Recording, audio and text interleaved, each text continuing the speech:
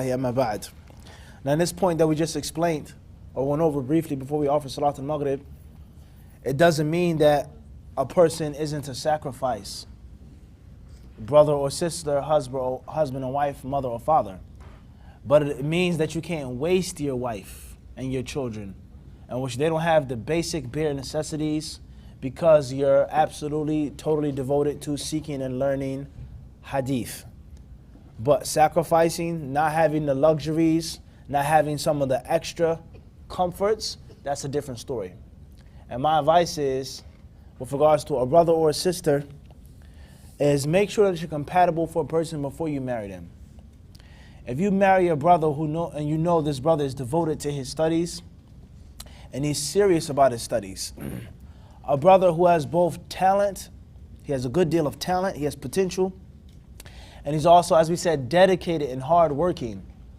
Don't marry the brother because you think he's handsome, which many sisters they do. He's cute.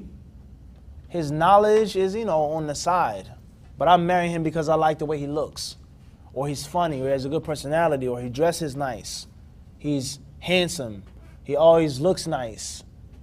If that's the main distinguishing feature that a person has, that's what you should marry him for initially as the main thing. And it doesn't mean you're just marrying him because he's a superstar or you're gold digging for ilm. No. But what purpose is you being married to someone whose day and night, their daily life is ilm, ilm, ilm, ilm. And you have no desire, no concern about that lifestyle. There lies no doubt it's going to be a time bomb. It's waiting to explode. This hardship, this difficulty, this sacrifice, this problem, and the first thing she's going to say, I'm not happy. The only thing you do is study. The only thing you know is studying. The only thing you care about is studying. The only thing that makes sense to you is studying. And he's going to say, well, that's my life. Before you married me, you knew that was my life. Everybody understand this? Or the exact opposite. You marry your sister, and you don't marry her because she's studious. And you knew that she didn't have the greatest amount of beauty. She wasn't the most attractive. She wasn't from this background or this lineage. She didn't have these things like that. And her main thing, the thing that makes her the most beautiful is ilm. And you have no desire for that, that makes no sense. It makes no sense for you to be with someone and their main highlighting point you're not even interested in. That's unreasonable. That's what? It's unreasonable. You can marry somebody for other reasons. He's knowledgeable, he's studious, and he's also handsome. Alhamdulillah. But the strongest feature that he has is his religion and his ilm. For you to have no concern whatsoever about that main feature, that doesn't make too much sense. And as I said, it's bound to be a clash. It's bound to be a what?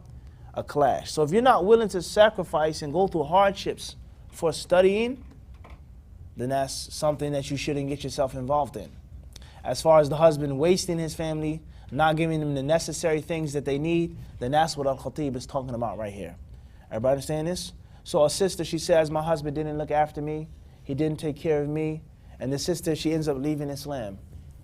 Or she ends up leaving the sunnah. I don't want to practice sunnah, I don't want to wear niqab and hijab and gloves, I don't want to do none of that stuff anymore. She can't blame that on the system. But she has to blame that on the abuse of her husband of the system. Because the system clearly tells us what? Not to do that. And most problems that the people have are based off of personal or cultural issues. And the system is really at fault. But the people, they blame it.